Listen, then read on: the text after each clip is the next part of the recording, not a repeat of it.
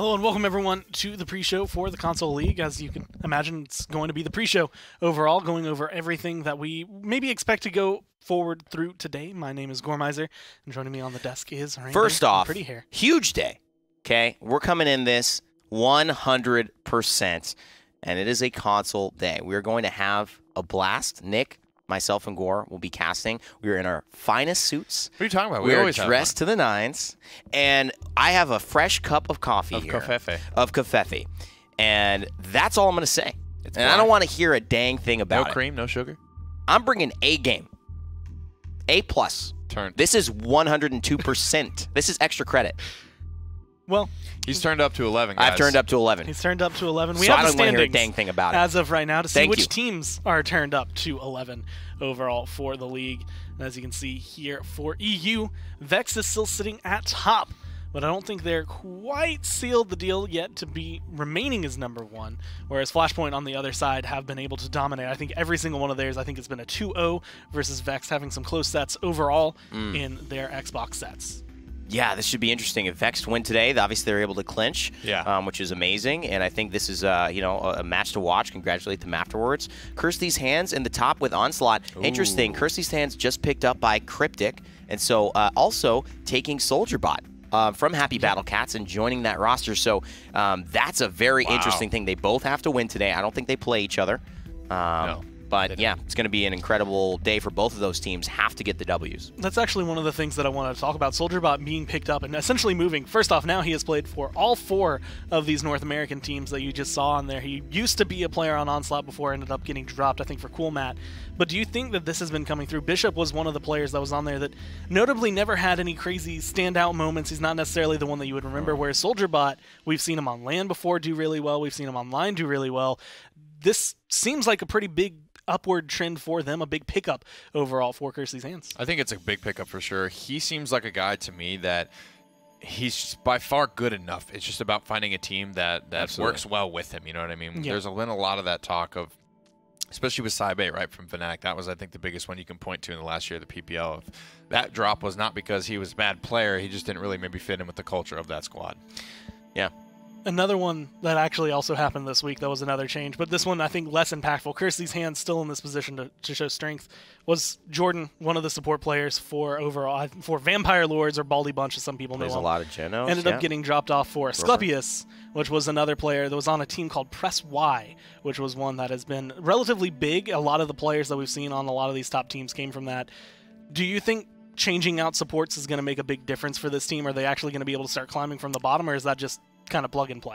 It always makes a big difference when you change out your supports. Being able to have somebody in the back line commanding you or being used to what they're saying. It doesn't even matter that they're saying the right things. It's just being used to what they want to do, how they heal you, where they are. That is a different relationship to try to, manifest. Sometimes, though, it does work out in your favor. I think one of those transitions is when G2 Esports let go of Wardoom, added Vex, and Cuss was playing a lot of support, but Vex just came in, he knew exactly what he wanted. So if Slepius is able to put that together, then, yeah, they can have some success. And I think Furia has helped support players at least make it easier to see for the wide eye, right?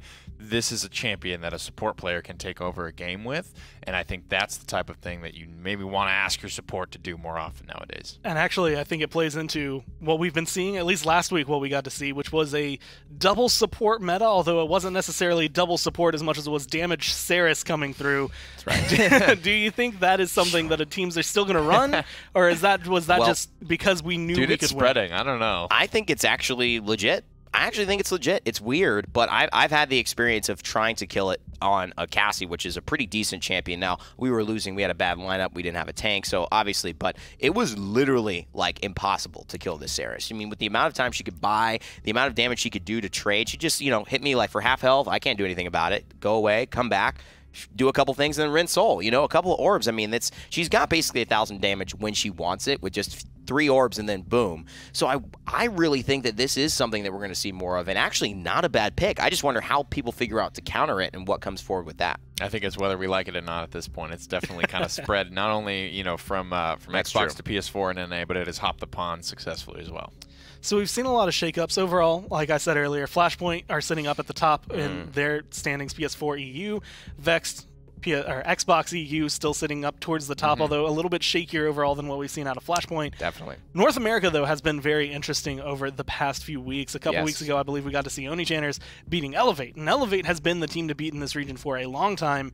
Do you think that coming into this week and the way things have been going for this week and next week is the potential to end up changing who ends up going to this LAN?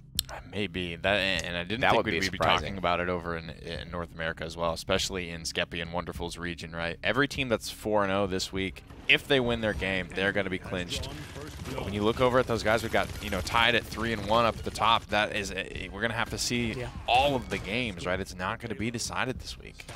Yeah, I mean, Onichanners, to me, made an interesting call, and it felt like they were, trolling a little bit in some of their picks. We had some responses for things saying, some of the picks weren't necessarily there. They were just trying to hide some strategies, this and that. But when you're looking to qualify, hiding strategies is a little preemptive. And I'll argue this all day. You got to get there before you start worrying about what you're going to do when you're there. Yeah. That's the most important thing. So I think we're going to see teams maybe let that go. It was a little risky, and I think now it's going to be just, I need to win. They both know they're in must-win situations. It's also another one you had mentioned, teams that were sitting up 3-1 right now. I think Onichanners are sitting up comfortably 4-0, although things could shake up. I mean, they're going up against Warm-Up, which right now is not necessarily the best. There will be a lot of teams that clinch today. But there's going to be a lot of teams that come through. But the teams that I'm looking at as well are Curse These Hands, which is now Team Cryptic, as well as Onslaught. Both of them 3-1. Onslaught actually losing to them last week. Yeah, that's the big one. Do you think Onslaught might, for the first time, the reigning console champions, not make LAN? Well, they don't play each other again, so it could come down to a tiebreak, right? They just went out, and if Onslaught lost, was that not Happy Battlecats last week? That they lost to, which was Soldier Bot. So it was Happy So Battlecats, they definitely don't play Happy Battlecats. So they're playing the Baldy Bunch, or they're playing Curse These Hands. I'm actually not sure. Vampire Lord. Vampire. So Baldy Bunch. Okay, Baldy Bunch. So that's what they're playing today, and that's going to be must win for them. I mean, they basically have their fates in their hands. If they can just win out, it's going to be what happens. But I think that you can never take your foot off the gas. Yeah, you have to go. It's going to be, I think, more intriguing because for Xbox today, we're still going to be seeing a lot of the meta that we saw last week. Right. PlayStation is going to be changed a little bit because it was played on different patches. Xbox this week is on 1.5, PlayStation's on 1.6. So I expect a little bit of the same overall from Onslaught and their crew and everybody from North America there. But when it comes to PlayStation 4, from what I've been told at least, the aim settings have opened up. And I've heard they've done fairly well, right? Yes. From what I've heard. Everyone loves them. Very, very well received. I mean, these aim settings for the first time in a while have really resonated with the players, and that is something that's exciting to see for, what has been a pretty consistent conversation about how they wish there were some changes. Those changes now coming in, having worked. I saw the one tweet I saw was that very positive, but it will open up more champions as well. Maybe some hit scan stuff. Right. Some stuff like that. A lot of guys playing a lot of games of Andro, and I'm really looking forward to that specifically. For these PS4 games where that's the only region we're seeing the aim settings on, like you said. I've been told Androxus. I think Ruckus was also on a list of players that are champions that are going to go up because of headshots, as well as Talus. Even Lex was thrown out as someone who we might get to see because of these settings changes. So I'm really excited. For Lex to just be the console Skeppy had a great guy. Lex at the last, I think it was the first Console Wars LAN of the spring, not the summer, but he had a great Lex in that game. It was fun to watch. Well, overall, I think it's going to be exciting to see, especially what champions will come through today, at least for PS4, maybe even for Xbox, depending on how they're feeling in terms of their control and if they're confident. But overall, we're just going to go ahead and kick it to a break and end up getting started. We have 8 sets to go through, so we'll go ahead and kick it to, like I said, a break and get in with set number 1. Hello, my friends. It's time to get into set number 1 here for the PCL. My name is Pretty Hair. That is Gormizer. And today is a big day for these console guys. Yeah. Like we said, everyone that's 4-0 today has a chance to clinch if they're able to win their game. We've got one more week of games up before it's all said and done. And they're all playing for HRX, guys. If you haven't scooped your tickets already, then you're goofing up. November 16th through the 18th, highresexpo.com is where you can grab them. You will not only get your Console Wars fix, but of course you will have the PC Championship as well as both of the respective Smite tournaments. I will say, I think I have to give credit. I think Vivian got bigger in the PC scene because of how prevalent she's been in console. So I'm going to give them credit there. But they also get to relax and have some fun afterward for the after party. The players, as well as us, going to be relaxing as best as we can when we're there. Yeah, it's going to be a lot of fun, guys. Make sure you grab the after party ticket as well. I believe that is hrxafterparty.eventbrite.com. There it is. That one's only $50. It's going to be the Sunday night after the champions have all been crowned, and we can all take a load off a long competitive season getting ready to come to an end, guys. It's only about a month or so away at this point before the competition, the pre-quals and all that kind of stuff kicks off. Let's head to the schedule for today. We will be kicking it off with European Xbox Radiant Esports versus OTP. Will be our first set of the day. And Vex Gaming, like we mentioned, everyone that is 4-0 in their regions. This region, it is Vex Gaming. So next set is very, very important for Vex if they want to just put it away and go ahead and qualify out. And that actually does depend a lot, not only on them winning their set, but being able to come through. If Radiant are able to maybe potentially cause an upset, it's very difficult when you're sitting in the number 2 spot and you're looking at a team that is 4-0 right now and trying to qualify over them. It just relies on Vex losing, I think, outright everything from this point on. Yeah, so let's get into it, guys. Let's move this right along here. First set of the day.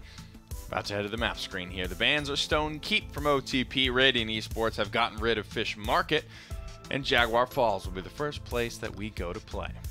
This has been probably one of the most interesting maps I think that we get to go to every single time, because I feel like there's always something fresh to be able to be pulled out on here. Like we've seen Strix, we've seen Vivian, a lot more prevalently I think Vivian on console, but she's been leaking through, like I said earlier, to PC, as well as the fact that this is a good map for Drogo, is a good map for Bomb King.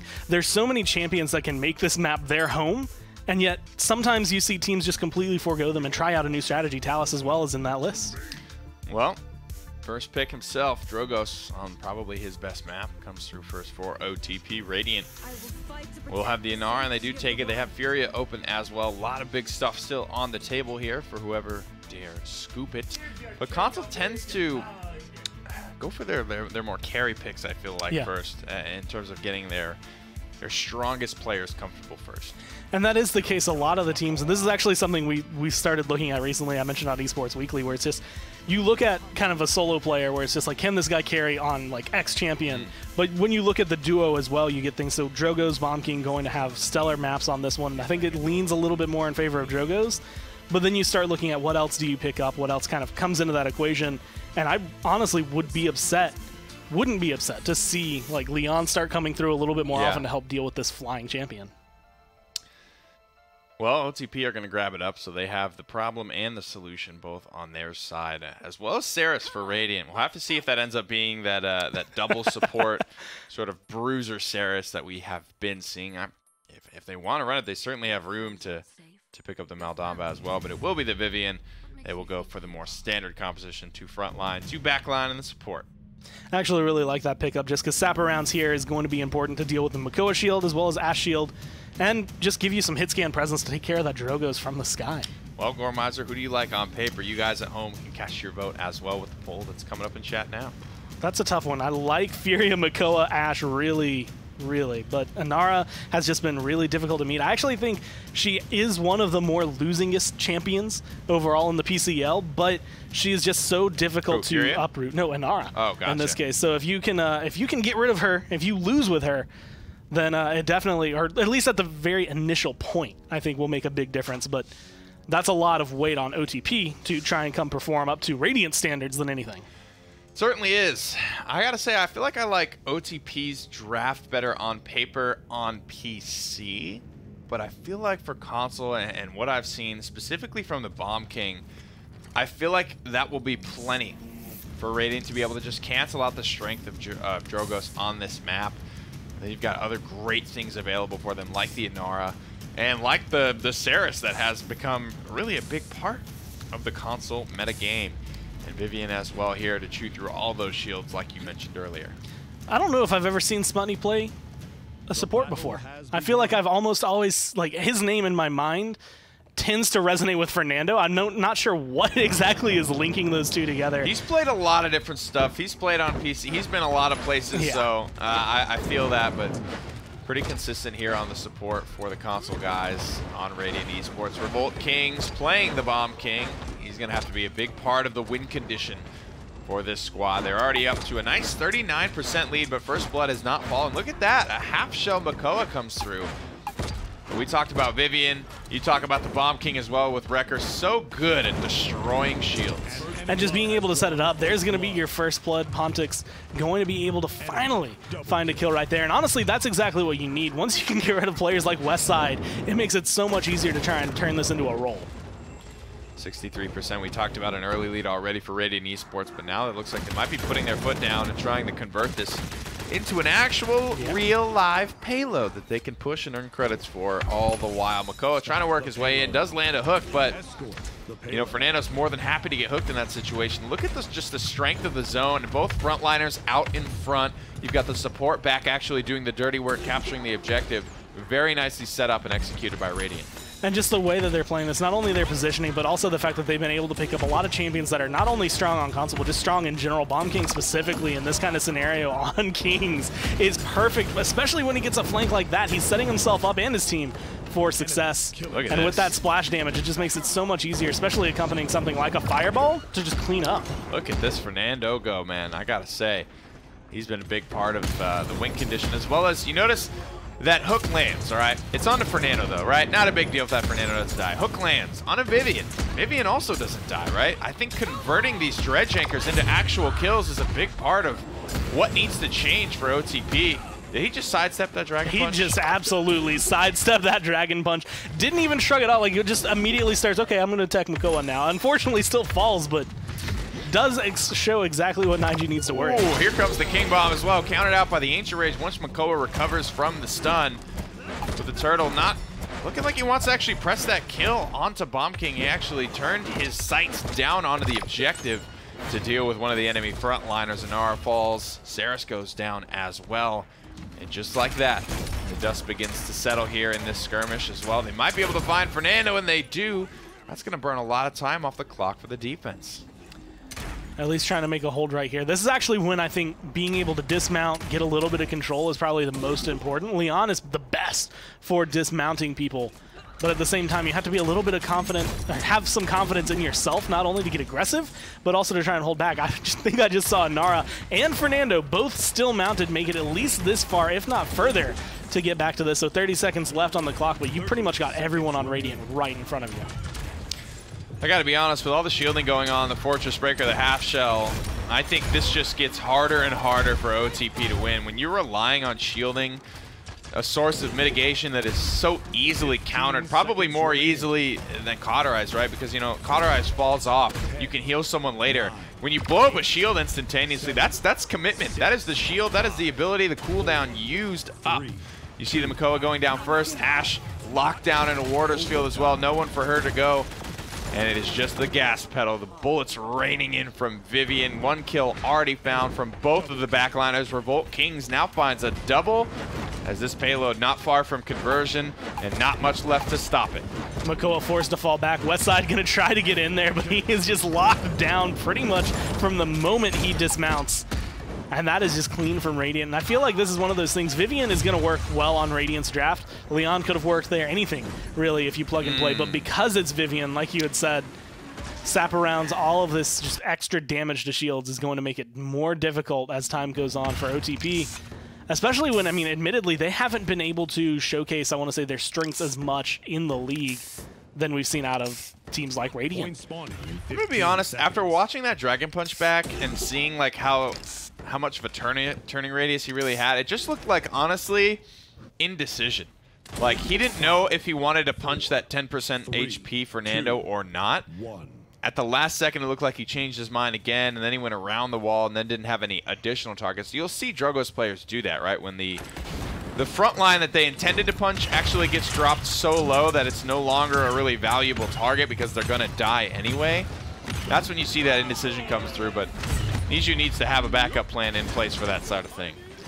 Dragon Punch going to come through right now, and again, kind of the same choice. Do you go for the 10% Inara, or do you find someone else? And he's going to look for someone else, not going to be able to find it just in time. But hey, at least you keep 30%, and maybe you can get something out of it, but you fall off. What are you doing, dude? I get it. I get Bomb King is coming in. King Bomb is a very scary thing. But you got to keep a level head here. Naju making some big mistakes on the Drogoz, which is supposed to be the biggest win condition for OTP. The strongest champion on his strongest map.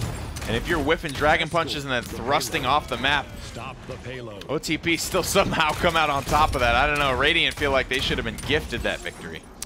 That is genuinely surprising considering you lose probably one of your hardest carries on the side of OTP, but that is also the strength of a team. That's crazy. When you can try to use comeback mechanic as well as just positioning yourself relatively well. I just can't get Drogo's falling off the map out of my head. That's big though, man. I mean, for shielding composition, staying alive early is going to be very, very important here. So OTP grab a crucial round. Now hopefully can get this one tied up. They need to convert just to tie it up, or else they're going to go down here 3-1 because the defensive point is still available.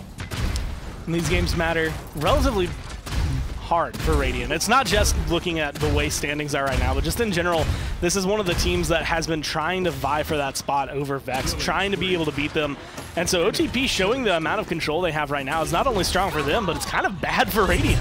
There it is. The Assert Dominance comes out, almost picks up so many kills, but the Void abides. Squeaks through a lot of healing. Doesn't matter though, because Tiken's diving the support, gets his kill, gets done what he wanted to accomplish, and now Revolt King's just trying to fall back. But he's under pressure from all sides. That Fire Strike almost hits him right in the face as he continues to fall back into spawn. And this looks exactly like round number 1 here. Radiant Esports, oh my goodness gracious, there's so much on the line for them here. They can hold this defense, they still score that point. That's why they want to hold so bad. Bomb King gonna end up going down right there. King's just not able to find the kills. Immortal gonna get popped out, trying to hold on to whatever he can. Makoa just looking right in his face. Ancient Rage already popped, trying to find a couple of kills right here. And they get rid of Fanatics, which opens the door a little bit, but Wildcard is just undying.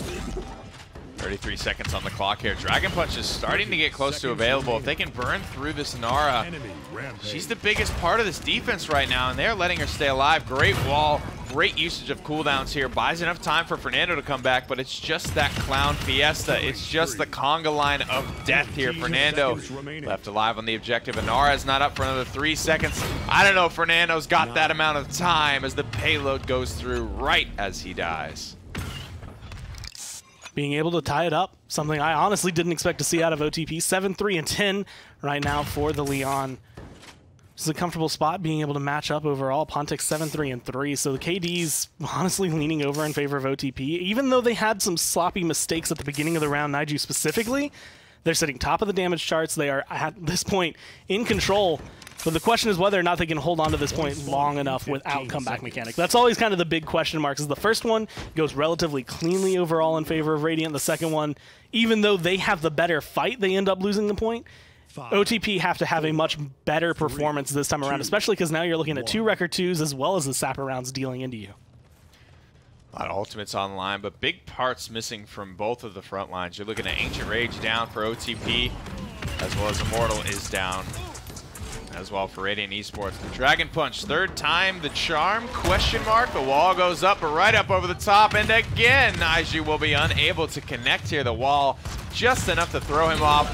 Now Vivian's hot on his trail, trying to push this man down, pushing in, but was this too much too soon? Potent will actually be the one to drop, and Naiju weathers the storm, but it's Revolt Kings and Fernando. BK Fernando, one of my favorite combinations in Paladins for that reason right there. It is so difficult and so potent as he picks up a triple kill. That time Naiju was able to traverse the outside of the map, and Bomb King knocks himself off. I don't know if that was a combination of knockups or if that was just all him, but either way, off the map, and that was a lot of their control. I mean, his triple kill is pretty much the only reason OTP were able to hold on as long as they did. The question is, at this point, whether or not they can keep that pressure going. You can see both these front lines on the side of OTP, especially with Assert Dominance, are going to be alive for a while. Oh my goodness, a lot of damage coming out from Tiken's here. Fernando trying to hold everyone back, but it's a 96 to 39% lead. And finally, a Dragon Punch gets off. I'm surprised that that's the one that actually got off, because he launched that with about 10% HP left in the tank. Convergence is here. It's available, Goremizer. Smutny just barely stays alive. Just trying to sneak up. He doesn't get the touch either. I don't know if this is going to work out for them. That was full indecision. Didn't know whether or not he could get in there, but you do have Wildcard touching down, 99 to 93. but you need follow-up. You can't do this alone as Inara. Her health bar is big, but it's not big enough. You need the rest of the team to come through. That's going to be a kill there, 99 to 99, and they're falling like flies. Wow, they sure are. They got completely wiped there. 4-0, basically a 5-0. Smutny just went down a little bit earlier than the rest of the squad. But it's going to be OTP going back-to-back with the payloads here. They converted last round. What's to say they can't convert again this round? And honestly, that is going to be one of the bigger sweeps if they are able to find it. As of right now, this team, I mean, leagues ahead of where they've been looking just from the start of this split. So being able to hold on to whatever they can right now. This Ashe has been doing work. A 5 streak for Westside. But it's been the assert dominance. Is like when he's popping them and where he's popping them, giving them that control, because his presence just bullying and knocking people up has been enough to cause trouble for Saris and Inara. And I think there's always that element of consistency with Ashe as well. You know what I mean? Like, you don't really miss a lot of shots with Ashe. She doesn't do a ton of damage, but that's because her autos are easy to confirm. She will be the first kill of this engagement, though, as Wildcard locks her in with a wall. Makoa falls as well, and that's the entire front line now defeated for OTP. They're going to have to fall back with none of their beef castles in front of them to buy them time or space. 1 minute and 20 seconds left is plenty of time to try and come back. Dragon Punch available. They're about to have the Inflame as well. Those two are probably the best way to try and reopen the payload, not only just to get through, but try and convert it towards the end of it. If you can get a good punch off once, then you're going to be set, but again, just not going to be able to come through. What is that? He's batting like a 25% hit rate with this right now. Come on, bro. This is, yeah, it's not great. It is certainly not great. But you know what I mean? Like, it's almost like watching Na'Vi that other week when Mutu was like 0-8 and they were still winning. You know what I mean? OTP, without Dragon Punches, are still winning this game. If he starts connecting these, I mean, it's going to be game over. I feel like there's going to be no way Radiant Esports would be able to contest with a Dragon Punch that actually connects every fight. Trying to find good rockets. Conversion's going to come through, not connecting with nearly as many as they thought, but still 2 kills going to get converted for Radiant right there. And that is going to be the clean, forcing Makoa at least to fall down. No Ancient Rage pop, so ult's still being held onto. And you remember that Dragon Punch that was missed? It's recharged already, so it really doesn't matter, I guess, in the grand scheme of things, as long as you're putting the fear into Radiant. 15 seconds remaining. Yeah, I mean, you can charge as many of them as you want if you're not hitting them. What does it really mean for you? And you're probably risking your life to try and land him, you know what I mean? When he's out there just flying around like a ding-dong, whiffing and whiffing and whiffing, that's probably damage that he's taking. In their defense, though, Radiant Esports will be successful. That 4-0. I gotta see this here. I think this was the triple kill, and then I think you're right. I think it was a combination of a Fire Spit as well as a Poppy Bomb that actually sent Revolt Kings off of the map there after that fact. But what a turnaround here for OTP, and despite not landing the Dragon Punches, Naiju climbs his way back to top damage. If there was a high level of jolt in this loadout, then I'd be like, no, that was 100% him, but still being able to hold on at least a little bit, and like you said, about not quite 30k between the two blasters overall. Drogo's, it doesn't matter whether or not he's been hitting these ults because the damage numbers he's been able to output have been impactful.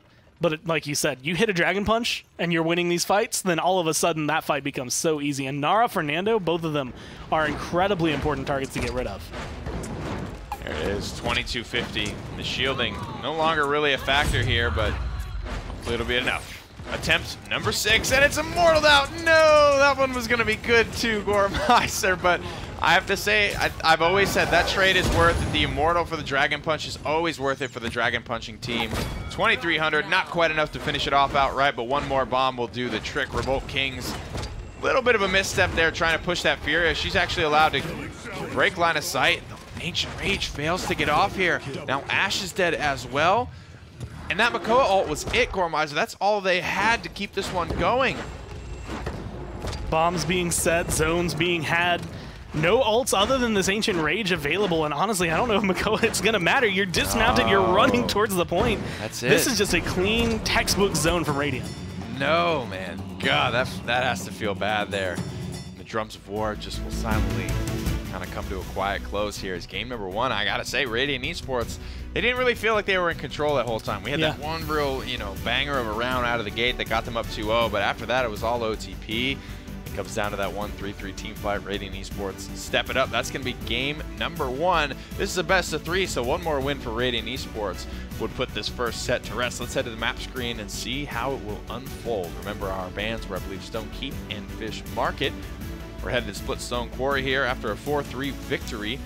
Radiant Esports, I believe, will be taking first pick this time. That is completely like away from where I thought we were going. I'm like, okay, we're gonna go Bright Marsh. It's gonna be like Frog Isle. Like, it's gonna be something relatively small, compact. The maps that we always see in best of 3s. I mean, yeah. Splitstone does not come through often. Normally, it's that that best of 5 territory, maybe that best of 7 when you start to get later. No one really bans out Splitstone too much anymore. G2 used to actually ban it every single set.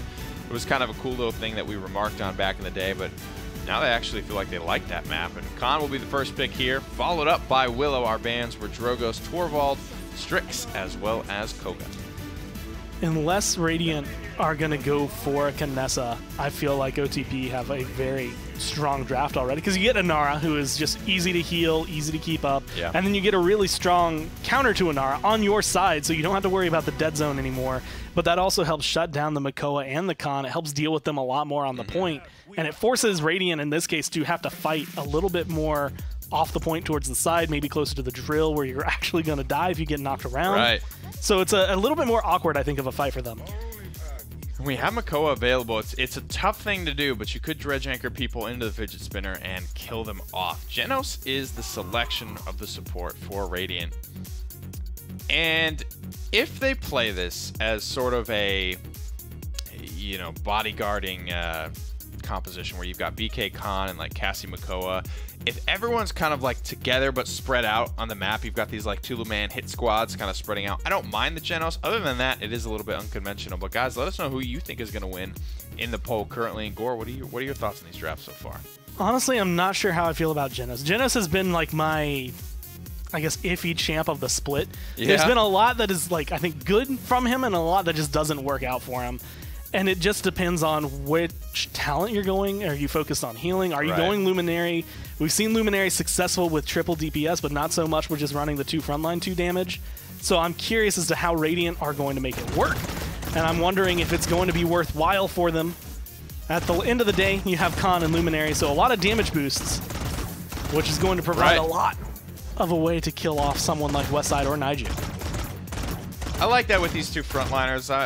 Like we kind of talked about with BK Fernando last game, I think there's potential for it, to be like another Khan BK situation here, Makoa Cassie, if they can be in these little hit squads. I think Luminary's fine there.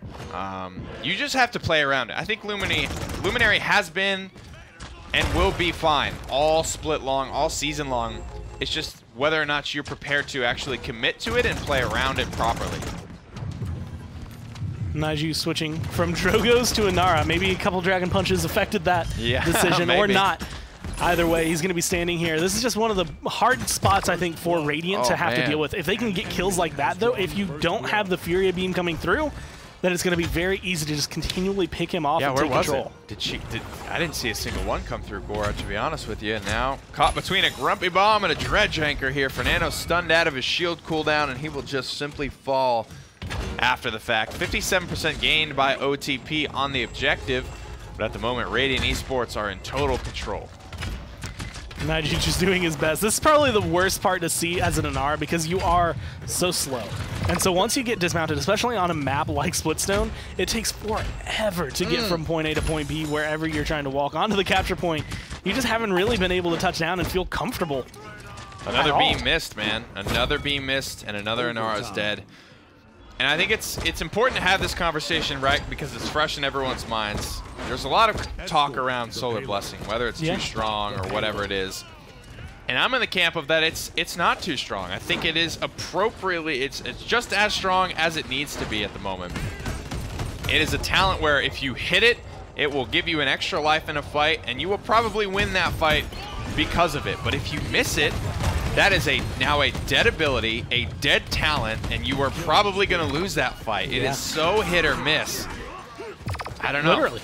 So if you hit it, it's going to be great. If you miss it, it is probably one of the worst things to have, because it goes back to like when you look at, I guess, like old Androx's punch as well, where it's just like, man, you just don't have an ability there, is what it feels like. A lot of players kind of look at it that way. You miss that heal, in the next 6+ seconds, you're going to be sitting there like, man, because think about if only I could heal you. You threw that Pyre Strike with the intention of healing a teammate, right? So you're probably not hitting any enemies with it.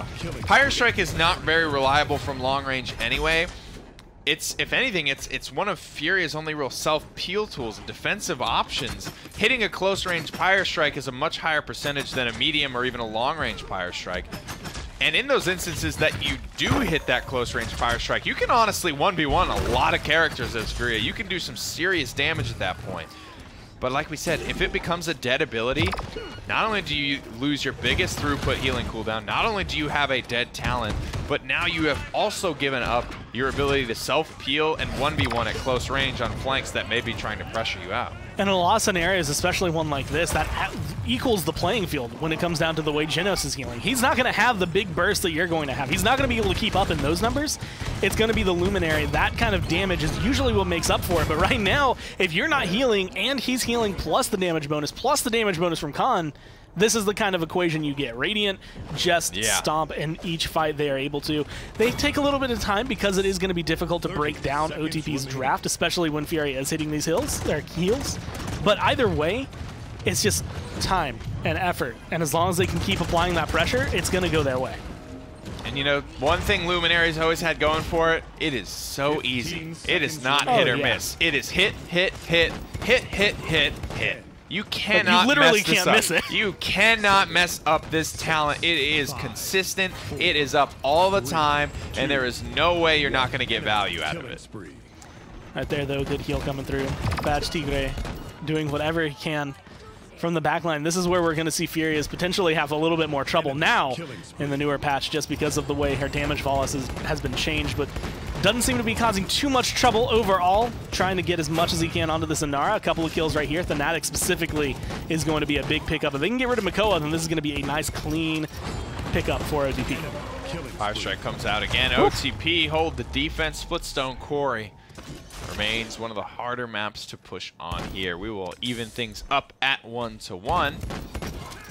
And you're seeing the strength of Inara and the Solar Blessing come through here, and also the weakness, right? When it missed, Inara just died. She died twice in a row, though, and so it's that same conversation that we were having about Dragon Punch last game. If those start connecting, I mean, how does this game change? OTP already kind of almost captured that. They got like 60% captured without a single heal beam landing. If I'm an Inara, though, do you agree with this? If I'm an Inara and I'm playing with this talent, as Inara, that's like my only thing I'm worried about doing. You know what I mean? Yeah. Like, just tell me when that beam is coming, and I'll turn my back to all 5 enemies. I'm catching that beam. I don't care about anything else in this video game than catching that Solar Blessing.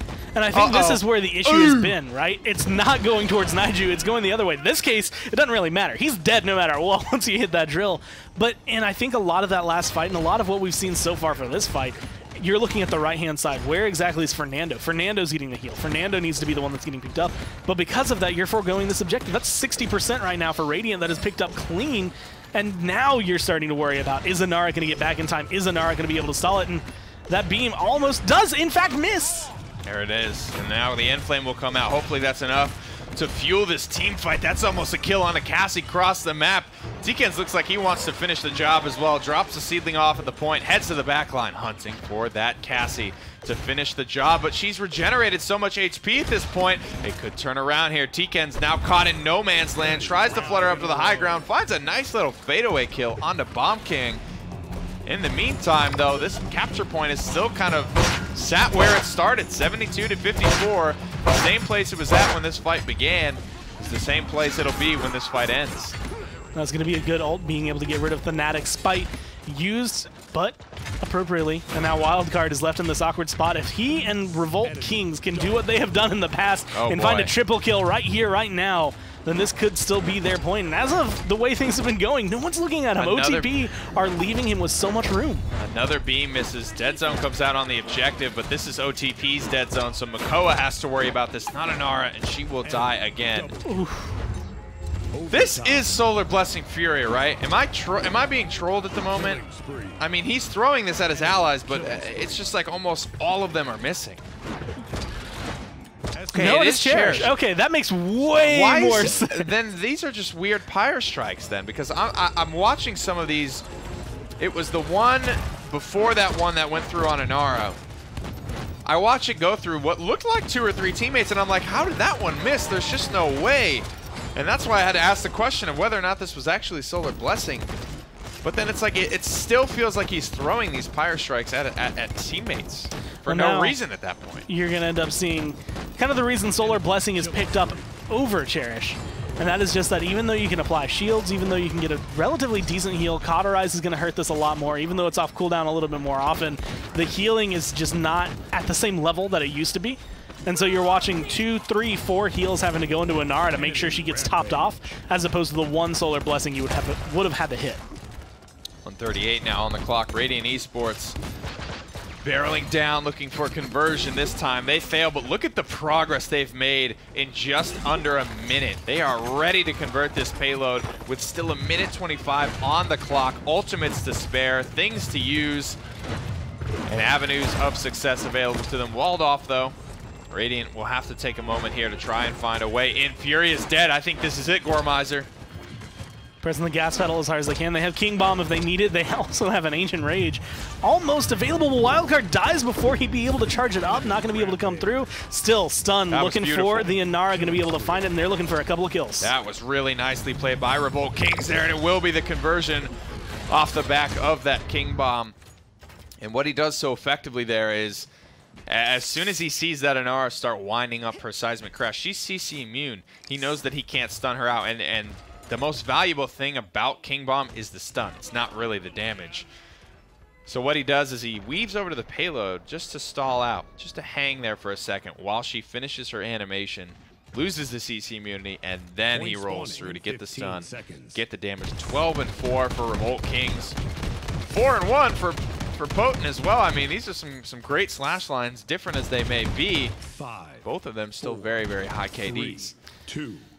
I think the big thing for Potent is that all you have to do is kind of sit back, apply your damage, like be a consistent Cassie, right? Cassie is going to be performing whether or not she has a crazy slash line. But because of all of the room that Kings has been getting on this Bomb King, which not only is one of his better champions, but is just such a strong pickup when you get a map like this, if you let him have the areas he's been holding, it's such a clean sweep. Radiant have had pretty much no pressure on him the entire time. Ooh, that's big though. They get the trade. That's the thing that you want to try and do with Overpowered. If you can just trade out and get the kill onto Khan, this has been a big problem for them. Teekins on the Willow, just hauling off from the high ground, pushing forward now, trying to get aggressive, smells the blood in the water of the turtle, hits the Fae Flight just to try and keep it going. Teekins, the sole reason I feel like this fight is going OTP's way. Incredible stuff from him. Great wall from Inara to keep Khan in the fray. And Gore, there's a Xin in this game, by the way. He's had like a couple of appearances. That time it was a misspite, but before it was going to hit his ult. But he's been making that small amount of changes. I've seen him box out a couple of times here with the Genos and the Cassie. Not much to his avail. Legends is not in a good position, but as of right now, OTP as a whole are in a great position at 99% with the comeback mechanic. Yep. That's a clean grab. That'll do, Pig. That'll do. And again, it would have been easy, right? They have Furia, they have Inara, they have comeback mechanic on Splitstone.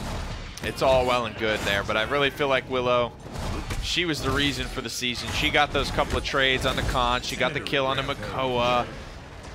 Teekins there kept keeping his team in it and keeping him ahead. Legends has his spite charged up, and that has been used specifically for picking up kills. He's been sitting around, and I think this is part of the reason that you will see Potent not have as big of a slash line, is because he's getting kind of boxed out right now by the Xin, and I feel like this has been his role. Just get into the back, cause Cassie a little bit of trouble. Unfortunately, it's letting Bomb King run rampant, but if you can get Willow to get that trade like we just see Teekins doing, then it starts to roll over in favor of OTP. 138 now on the clock here. Ultimate's available for OTP. They're making good progress as well. And I actually like the call to Fae Flight here. I like the call to just keep momentum rolling, you know what I mean? Especially if it's just Fae Flight, right? It's a very quick to charge ultimate. It's the second one we've seen in this round. The Enflame, though, I wish that would have come through a little bit sooner. Let that come through with Fae Flight. Make that a more potent combination. Both of those ultimates charge so quickly. But regardless of the synergy not being there, OTP is doing a good job keeping up pace. All they need is a kill on the Fanatics, and this is going to be looking pretty similar to what Radiant had actually just seen against OTP. 2 kills right now, both front lines gone. Wow. There's not a lot of big bodies that can stand on the payload left. Bomb King maybe, but even then it's going to be a high risk from, what was it, 12-4 to 14-7. Not a clean round overall for Radiant. So 14-4 to 16-8, 4-1 as well to 4-4. So Potent gets nothing done that round. That's the biggest difference. Teken's 16-7 now with a 13 streak burning when the round comes to a close. I mean, look at the rest of his squad. 4-9. I think LZ was like 3-11. Excuse me. 5-5, 2-5. He's the guy right now for OTP that are keeping them in. At least as a fan of Radiant, you can say, well, this is a very easy problem to solve. We kill the Willow, we win the team fight because she's the only one that's currently a threat to us. How they do that, though, we have yet to see. Trying to hold the right angle. Flight's almost charged right back up, so you're going to more than likely see that in just a couple seconds, being able to get a lot of control. But Deacons has been sitting up here. This has been his home for the last few rounds, and there's no reason to leave. And I mean, it's clear that Khan is trying to get this overpower off. It is so clear that OTP just outplay it, right? It's too telegraphed. It's too easy to see what you're trying to accomplish and just play around it. So, again, Khan will go down. Well, I don't understand why he needs to be so aggressive. Don't even bother going out there until CC immunity is used. The wall is down, and then he misses the overpower to boot. I mean, this is collapse from the front line of Radiant Esports. They need to get some kills very, very quickly, but against full HPs and all those inflame wings coming out, I don't see how they do it. Right now, 63% picked up for OTP. Spike going to connect right there. Smutney going to go down, so you lose your healer, your damage boost right there. You're relying on Khan to keep you alive. Ancient Rage is available, and it's going to get popped just to try and refill that health bar and give some pressure out because he needed it, but Kings even falls down. Look at this. Everyone is fighting in Zin's range now. He's actually able to be effective in this fight and hit people with damage. That's the biggest thing that he hasn't been able to accomplish. Badge Tigre finds the kill there. Legends still alive. Enflame comes out yet again. LZ Legends got an easy line to the support here in the back line. Misses the biggest swing of his hit chain, though. It's a lot of damage lost. Is that the way for OTP, or excuse me, Radiant to come back into this? They're starting to get some kills. Legends is extremely low. Teekins is in a very aggressive position, Gore. I don't know if they're going to be able to bring this one back. I mean, Radiant have taken control. They don't have mini ults available, but through time and space, you hit one good shot with that, and that could make or break your team. But you lose Kings, you're losing a lot of pressure early on, but you're at the 99%. All you have to do is hold OTP away. It's just collapse here, I think, from both squads, both of them making some mistakes down the stretch when there's a lot of pressure on the line. However, 99-99, it's still anyone's game here. Legends finds the kill onto Makoa, who's going to grab this one. Big ultimates are starting to come back up. Look at this, LZ continuing to finally find effectiveness down the stretch. The Natix finds the kill. Look at this, 96% on the King Bomb here, 86% on the Overpower, 95% on the Seismic Crash. Who's going to get this one? I still can't call this. That overtime timer is ready to go. If you fall, it's over for your team. And that's all OTP needed, was just a couple of staggered out kills. OTP, they grab it, and they still had a Seismic Crash to play around with. They get their front line rooted back on the objective, and they will force a game number 3, which will be coming up here really soon. We'll head to the map screen and see where this one's going to play out. But again, man, it comes down to that Khan overpower was such an important part of the team fight for Radiant, and they just telegraphed it too much. Primarsh, which is where I kind of expected that to go for the last map.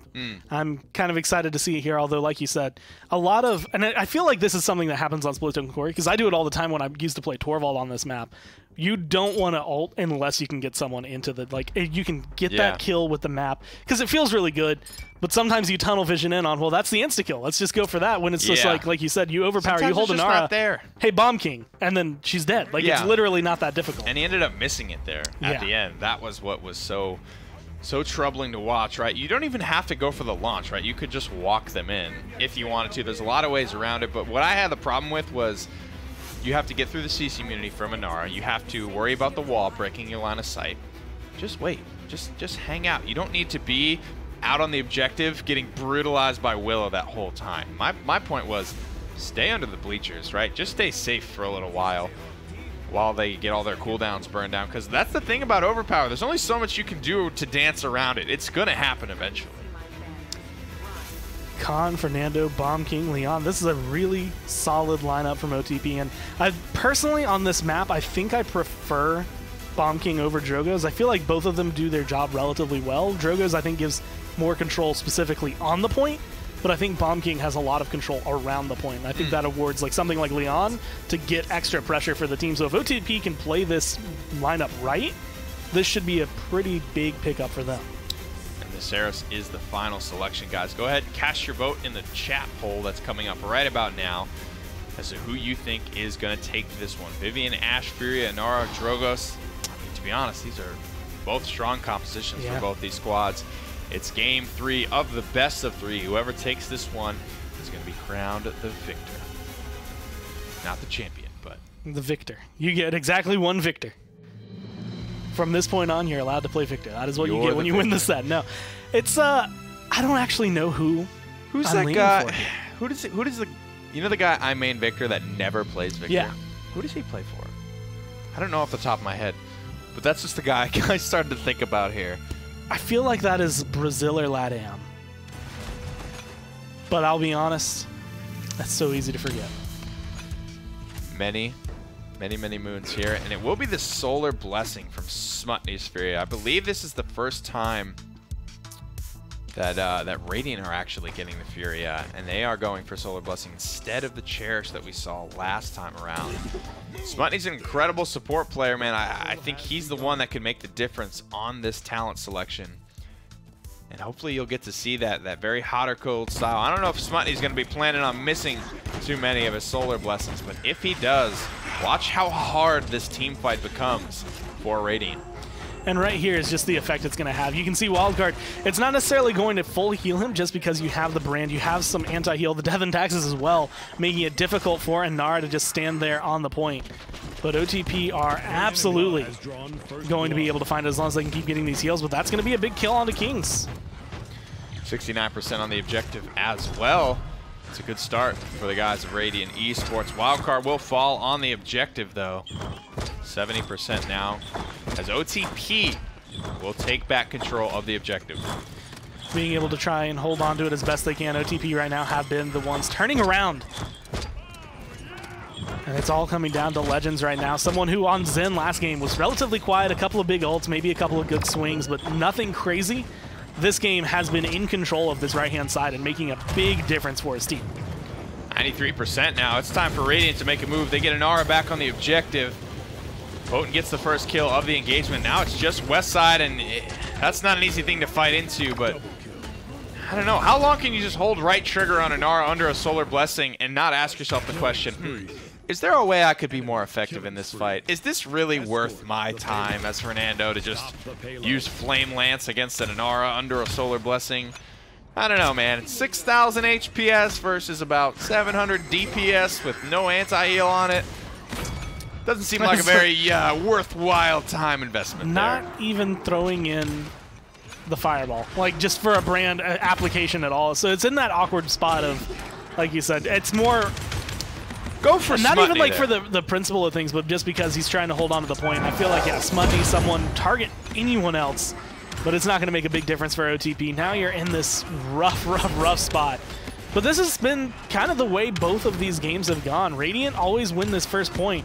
It is OTP's being able to adapt on the fly and in-game that has been able to bring Radiant down each time. Kids, I want you to watch this Drogoz. This, not that specifically, but erase that 5 seconds. This is the reason why Drogoz is always top damage. He sits in his little corner, he comes out, he hits his fire spit, that's 1,300 damage. If he hits 2 targets, it's 26, 39, and so on and so forth. That is so much damage to just be getting on an 8-second cooldown, even less if you're hitting your masterful reset. So you ever wonder why he's always sitting at the top of the charts? That's why he's so consistent. That's why he's like first picked or banned in this meta. He's got good anti-heal, very consistent damage from afar, which is going to charge a very, very good, reliable ultimate in the Dragon Punch. Nothing about it is like OP, but it's all just so strong, and it all just works so well together, and for this meta in particular. He's a great example of the case of why you need to look at like how much damage turns into kills, right? Because like you can do 150,000 damage. It really doesn't matter if you have 0 kills throughout all the entire game. Like if your team is not able to convert them, that's when the difference is made. But Kings has been able to get a really good amount of zone off of his damage, and I think that's the big difference maker. Is as long as you can open up that space, potentially let your Vivian come in and try to clean up a little bit more of the damage that you've done, working as a duo instead of just as a solo carry. Will make that big difference, but unfortunately, once you lose one, you pretty much lose the combo. Oof, there it is. Tiken slides in, grabs a couple of nice combinations, strikes here. 1 kill already his, the other not too far away from being his either. But it doesn't really matter here. The clock's just going to tick out. No overtime this time as the defensive point is awarded, and we even things up at 1-1 here. So much damage from the lad himself. And if they just I mean, look at that. If they just continue to play solid, you don't even have to get super aggressive here. The only real reason Revolt does is because it's a sure thing. When you have a Nara and Solar Blessing, I mean, there's nothing it feels like that you can't do. Here's the loadout. Here's what we were talking about. The masterful cooldown resets in combination with the anti-heal. And that's Masterful, I think, is probably one of the better cards overall. It's one of the ones that we used to see every now and then. Masterful used to not have that ICD. Yeah. So you could just boom, boom, boom. If people weren't, you could hit it. If they weren't spreading out, you could just absolutely annihilate a fire spit-sized area of the map the entire game. But I mean, 2.5 seconds for each champion hit. That's really the big one. You get a kill right here. You turn on a map like Bright Marsh. Everyone's grouped up, although you're not going to be able to connect right there. So Kings just going to reposition using that one, but look at the positioning OTP have taken. They're not going to be next to each other, but it doesn't really matter. Oh, man. I loved the very panicked nature of that Fire Spit Salvo combination there. And Niju able to just track him down, though, walk down this Drogo's very low HP front lines. And speaking of 146, as Thenatix barely makes it out, he is freaking out. He needs that Solar Blessing now, though, from Furia. And it misses, and he dies. So that is the cold nature of the very hot and cold style that is Solar Blessing.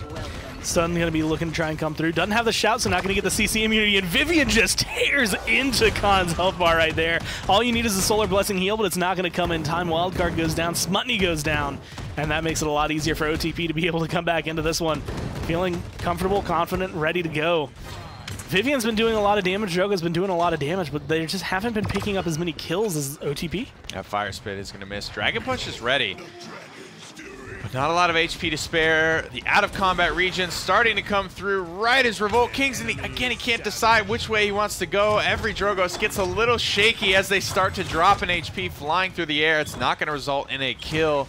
Wildcard will pick up the Fernando eventually. But we got to see these Dragon Punches start to land. Look at this commit from LZ Legends in the backline here. Landing a couple of in-hands onto the supports. Immuned out, actually, by Smutney. Beautiful moves there from Furia just to stay alive. And that was the dive not paying off for Bomb King. And Radiant Esports will take the objective as a result. Being able to hold on. Longevity going to pay its dividends over towards Radiant as long as they can keep this up. Wildcard and the rest of the team need a little bit more. If these Solar Blessing heals, honestly, these Restore Soul heals as well, can hit a little bit more on target every single time from Smutney, then I think this becomes a lot easier. But that's part of the issue, is you have to wait for this long cooldown on your Pyre Strike for that heal to even be a factor. No. And then you miss on Ashe. It's not going to be able to come through. She's still alive, but maybe not for long. Fanatics is getting aggressive, getting in their face. That's what I'm saying, man. As a frontline, you got to realize that that's probably your only way out. That's your ticket home, your ticket to safety, your ticket to everything you've ever wanted. So I'm looking out for that, boys. Every time I hear that Pyre Strike, even if my support calls it or not, every time I hear that audio cue, I'm salivating. I'm 180 and looking for that big old beam to juice me back to full HP. I don't know what Revolt Kings is doing. He's doing it again. He's just kind of hanging over there on the docks, waiting, I guess, for his team to come back. Now he's going to be able to start applying some pressure, but he's just chilling as you see OTP turn the corner. Ooh. He's still going to be alive, though. That's going to be a big Fire Spit. Might be able to find the follow-up. Wildcard gets the kill, but either way, they're turning a lot and converting this damage into something big. Oh, and there's the Solar Blessing as well. That turns into a full 5-man wipe. This could be conversion for Radiant Esports. They're setting up in their offensive positions, but the payload was just far enough away to where it's not a sure thing. OTP will have a chance to try and defend this here. Fernando jumps down first. Inara is scooped up by the overpower. And with 46 seconds on the clock, I'm not really too worried about that for Radiant Esports. I mean, that's a huge cooldown that OTP had to spend just to feel like they could stay alive in this round. Whereas you look at the other side, not only have you spent probably one of your hardest to charge and biggest ultimates, Radiant almost have all 5 and about 1%. There it is. Ashe is going to have her, so they have all 5 ready. And you're still looking at only 3 points. You're not looking at being able to win the game off of this, but you aren't too worried about spending 1, maybe 2 of those if you really need to. Wildcard, admittedly, could throw one out, get a big stun, and that could just make the biggest swing in favor, especially with the Vivian follow-up damage. Last couple of seconds here on the kills. Gormizer, they're starting to come through for Radiant Esports. This looks like it might end up being the 3-1 conversion heal. Fernando falls. Saris just narrowly escapes into her shadow travel, but she will fall soonly coming after that. She does escape into the small little hut, tried to heal up LZ Legends, but no one is there to contest the payload, and it rolls right on through for a 3-1 lead. Didn't use a single ult on the side of Radiant either, so they're going to be able to come into this with the advantage in that term. But OTP have comeback mechanics, so you have to wonder, I mean, at this point, is your ult economy, the way you use them, going to be good enough to stop OTP from standing on the point for half as long as you have to? You have to be very careful with it.